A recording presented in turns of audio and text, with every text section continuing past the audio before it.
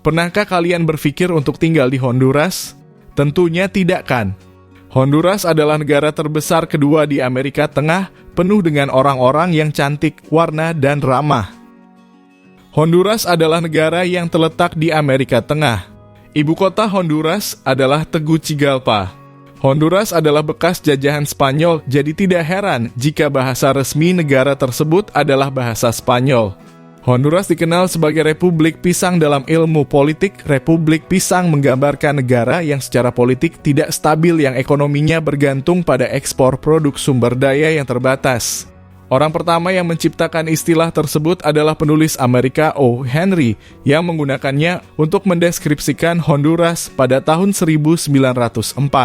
Pada awal abad ke-20, pengusaha Amerika Sam Murray memasuki bisnis ekspor pisang pada tahun 1910 dan memainkan peran kunci dalam membentuk stereotip Republik Pisang.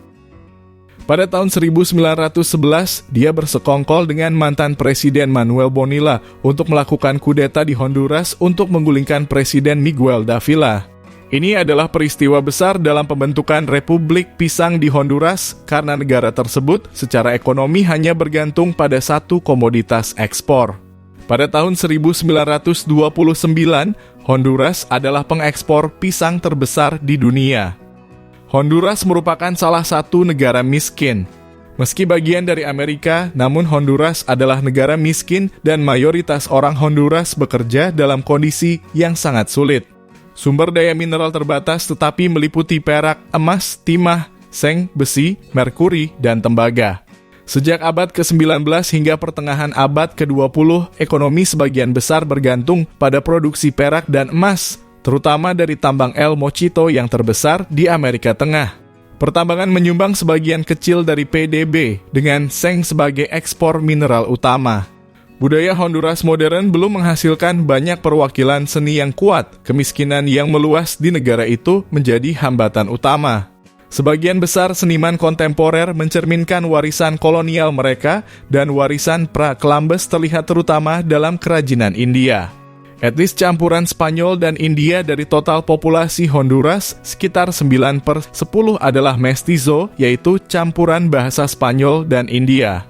Orang kulit hitam asal India Barat dan Garifuna Black Caribs merupakan bagian penting dari populasi di sepanjang pantai Karibia, area di mana bahasa Inggris digunakan secara luas. Bahasa resmi Honduras adalah bahasa Spanyol dan agama yang dominan adalah Katolik Roma, sekitar 2/3 penduduknya menganutnya. Kelompok terbesar yang tersisa adalah Protestan dengan jemaat terkemuka di timur dan di Kepulauan Bay. Terjadi pertumbuhan pesat di gereja-gereja Protestan, terutama sejak pergolakan yang disebabkan oleh badai Mitch pada 1998. Sejarah Honduras berfokus pada peristiwa sejak pemukiman Eropa. Ketika Spanyol tiba menjajah Honduras, tanah itu diduduki oleh berbagai masyarakat adat yang paling maju di antaranya adalah suku Maya. Emas membuat penaklukan Spanyol atas wilayah tersebut pada awal abad ke-16. Dan kota pertambangan emas Gracias di Honduras menjadi ibu kota Spanyol Amerika Tengah Audiencia de los Confines pada 1544. Akan tetapi pada 1548, orang Spanyol telah kehabisan emas dan Santiago Antigua Guatemala menjadi ibu kota baru kerajaan Guatemala. Asal peradaban Maya.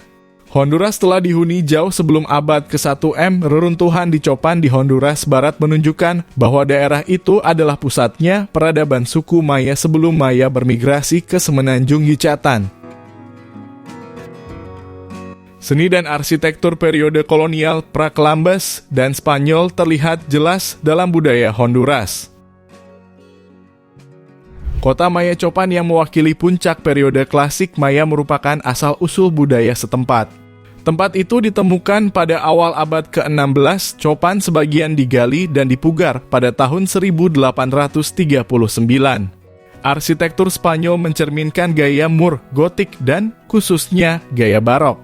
Orang Eropa pertama yang menemukan runtuhan situs itu penjelajah Spanyol di akhir abad ke-16. Pelancong Amerika John Lloyd Stephens dan Frederick Chad Herwood menemukannya kembali pada 1839 dan pada 1930-an serta 1940-an. Reruntuhan tersebut dipulihkan kelompok yang disponsori bersama oleh Carnegie Institution of Washington dan pemerintah Honduras. Honduras telah lama menghadapi masalah kekerasan yang serius, termasuk kekerasan jalanan, kejahatan terorganisir, dan tingkat pembunuhan yang tinggi. Beberapa faktor telah berkontribusi pada situasi ini. Gangguan politik dan ketidakstabilan. Honduras telah mengalami ketidakstabilan politik dalam beberapa tahun terakhir, termasuk kudeta militer pada tahun 2009. Konflik politik dan ketidakstabilan pemerintahan telah menciptakan lingkungan yang rentan terhadap kekerasan, kemiskinan, dan ketidaksetaraan. Tingginya tingkat kemiskinan dan ketidaksetaraan ekonomi di Honduras telah menciptakan ketegangan sosial yang dapat memicu kekerasan. Orang-orang miskin seringkali terpinggirkan dan rentan terhadap eksploitasi dan kejahatan. Perdagangan narkoba. Honduras terletak di jalur utama untuk perdagangan narkoba dari Amerika Selatan ke Amerika Utara. Aktivitas kartel narkoba dan kelompok terorganisir lainnya telah menyebabkan konflik kekerasan yang intens dengan persaingan antara kelompok tersebut dan tindak kekerasan terhadap pemerintah dan warga sipil. Korupsi. Korupsi dalam pemerintah dan lembaga penegak hukum juga merupakan faktor penting dalam masalah kekerasan di Honduras. Korupsi dapat menghalangi upaya untuk mengatasi kejahatan dan menghukum pelaku.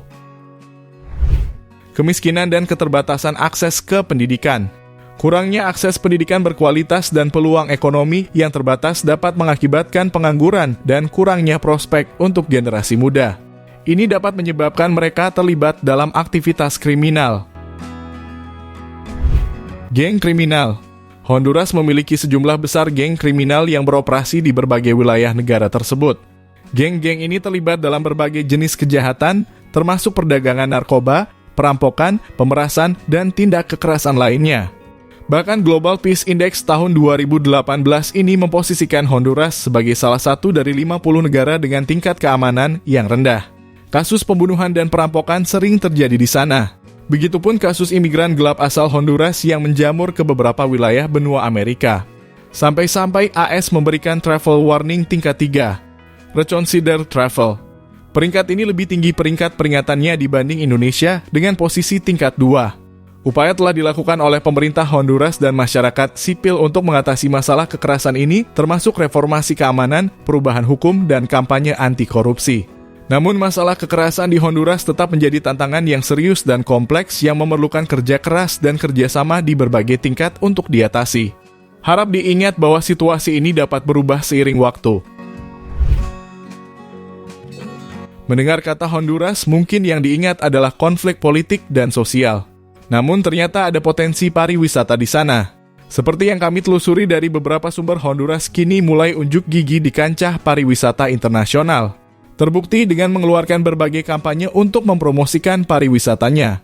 Badan Pariwisata Honduras beberapa waktu lalu meluncurkan tema You Can't Live Honduras Without Really Knowing Honduras yang mengajak turis untuk mengenal lebih dekat negara tersebut. Dalam video unggahan di YouTube, terlihat sudut-sudut alam Honduras yang beraneka ragam. Bahkan promosi dan tersebut dikemas dengan menonjolkan sisi petualangan di Honduras. Aneka pantai, hutan, dan laut pun disalurkan lewat video maupun foto di website resmi maupun media sosial. Honduras punya aneka pulau dengan pantai dan laut yang cukup bersih. Seperti dilihat dari situs resmi Badan Pariwisata Honduras, ada Roatan Bay Islands yang masuk wilayah Laut Karibia. Di sana, terdapat beberapa sudut pantai dengan laut biru dan pasir putih. Lengkap dengan tempat diving dengan berbagai biota laut. Ada juga di wilayah Amapala, terdapat daerah pesisir yang punya pemandangan perbukitan hijau. Wilayah ini juga dijual Badan Pariwisata setempat kepada turis, seperti dilihat dari situs resminya. Di daerah Copan, terdapat situs arkeologi peradaban Maya. Kini tempat tersebut juga jadi destinasi wisata di Honduras. Bahkan jadi salah satu warisan budaya yang diakui oleh UNESCO. Begitupun wilayah-wilayah bersejarah yang berlokasi di Santa Barbara, Colen, Comayagua, dan beberapa wilayah lainnya. Honduras juga punya taman nasional dan beberapa wisata alam lainnya. Misalnya saja Wildlife Shelter Churro y Salado Bars di Atlantida, Bird Park Guacamaya, sampai benteng The Fort of San Cristobal di Lempira. Untuk urusan MICE Meeting, Incentive, Convention, dan Exhibition, Honduras mempromosikan beberapa wilayah di situs pariwisatanya, seperti ibu kotanya yakni Tegucigalpa, San Pedro, atau La Ceiba. Bisa dibilang beberapa jenis wisata ada di Honduras, seperti sejarah, alam, dan berbagai warisan budaya sampai traveling untuk keperluan bisnis. Kalau ditempuh dari Indonesia, Honduras punya jalur yang cukup jauh. Seperti dari hasil penelusuran kami, perjalanan ke ibu kota Honduras harus ditempuh dengan 3 kali transit. Misalnya dengan perjalanan Jakarta ke Singapura. Dari Singapura menempuh perjalanan ke AS seperti tujuan Los Angeles atau Atlanta.